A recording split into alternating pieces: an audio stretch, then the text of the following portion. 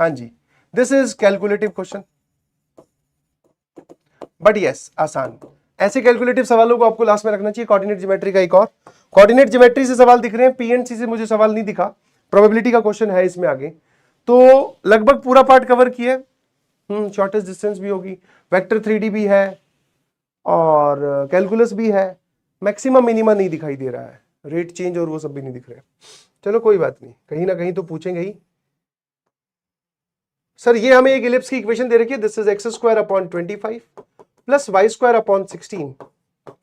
वो बोल रहा है कि एक कॉर्ड ऐसी है जिसका मिड पॉइंट ये है, वन ऑफ इट्स कॉर्ड्स, ठीक है, then the distance between point where it cuts the ellipse.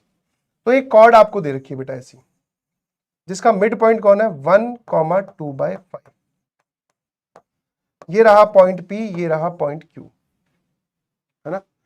तो क्या मैं ये बोल सकता हूं, दिस इज नथिंग बट, ये जो कॉर्ड PQ है इसकी इक्वेशन हम कैसे लिखेंगे, this is cord with given mid point. तो डायरेक्टली पता होना चाहिए T1 बराबर S1, ठीक है। T1 का मतलब हो गया कि पॉइंट ये वाला यूज कीजिए और इलिप्स की इक्वेशन में रिप्लेसमेंट लगा दो। एक्स स्क्वायर की जगह x1 अपॉन 16, सॉरी 25,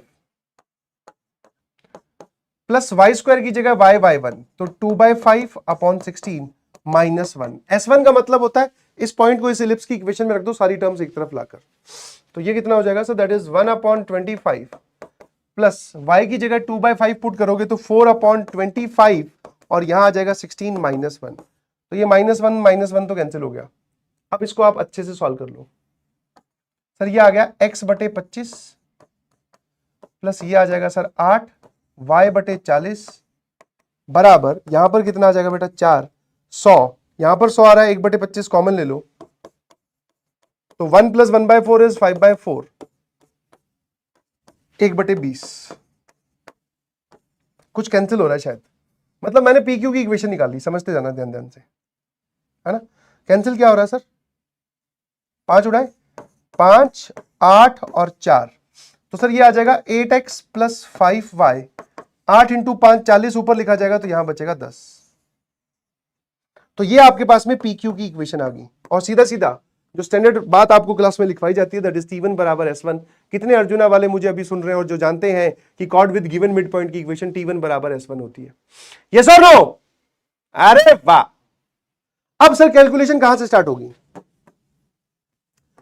इसके पॉइंट मान लेते हैं x1 y1 और इसके पॉइंट मान लेते हैं बेटा x2 y2। जहां पर जाकर ये कॉर्ड विद मिड पॉइंट जहां पर कट कर रही है, आपसे ये पूछा है, मतलब x1 - x2 का स्क्वायर प्लस y1 - y2 का स्क्वायर। आपसे PQ की लेंथ पूछी है, ये हो गया।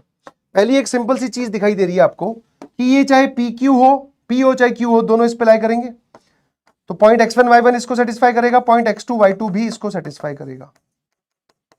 दोनों को घटा दो, तो 8 × x1 - x2 plus 5 × y1 - y2 बराबर 10। यहां से आप मुझे y1 - y2 की वैल्यू बता दो,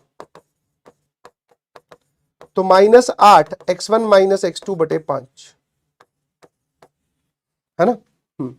तो सर यहां पर हम क्या करेंगे, इसकी जगह हमने क्या किया, 8 और 5 माइनस साइन है, 64 स्क्वायर आ जाएगा, यहां 25 और यहां पर आ जाएगा x1 - x2 का होल स्क्वायर, और सर ये भी x1 - x2 का होल स्क्वायर और इस पूरे का रूट। अब x1 x2 है क्या, बेसिकली सर जब आप लाइन को इंटरसेक्ट करोगे इस इलिप्स के साथ, उसके रूट्स है। मतलब जो इलिप्स की इक्वेशन आपको दे रखी है, that is x²/25 plus y²/16 बराबर 1। इसको एक लाइन कट करती है जिसकी इक्वेशन है कितनी, 8x + 5y बराबर 10, है ना। 8x + 5y बराबर 10। जिन दो पॉइंट्स पे कट करती है उनका x कोऑर्डिनेट है सर x1 और x2। और जैसा कि आपको क्लास में भी बताया गया है, चिल्ला चिल्ला कर ये बात बोली है कि कोऑर्डिनेट ज्योमेट्री और थ्योरी ऑफ इक्वेशन का आपस में कुछ ना कुछ चल रहा है।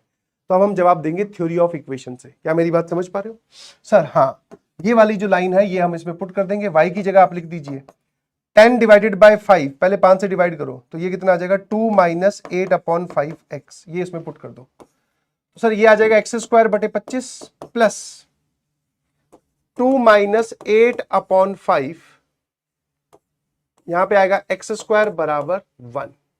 और डिनोमिनेटर में यहां पर 16 भी है। अब इस इक्वेशन के दो रूट्स हैं x1 और x2। यहां से आप डिफरेंस ऑफ द रूट्स पहले बनाइए क्वाड्रेटिक x में, और फिर वहां से रूट डी अपॉन ए का फॉर्मूला लगाकर mod of x1 minus x2 निकाल दीजिए। वो mod of x1 minus x2 इसमें से कॉमन लो, यहां पुट हो जाएगा। ठीक है, अब आपको ये सॉल्व करना है जी। इसकी कैलकुलेशन आप बोल सकते हो हाँ सर ये एक तगड़ा सवाल उसने कैलकुलेटिव दे दिया। ऑल्दो जो पाथ उसने डिजाइन किया जहां पे आपको चल के जाना है that path is very easy. Chord with given mid point का फॉर्मूला पूछा है, अब chord with given mid point आ गया तो सर उसके आसपास वाली चीजें, ठीक है, pair of straight line, pair of tangent की बात कर लीजिए, या फिर कॉर्ड ऑफ कॉन्टैक्ट की बात कर लीजिए, ठीक है, और टेंजेंट की बात कर लीजिए, नॉर्मल की बात कर लीजिए, तो इन सब चीजों का आप ध्यान रखेंगे।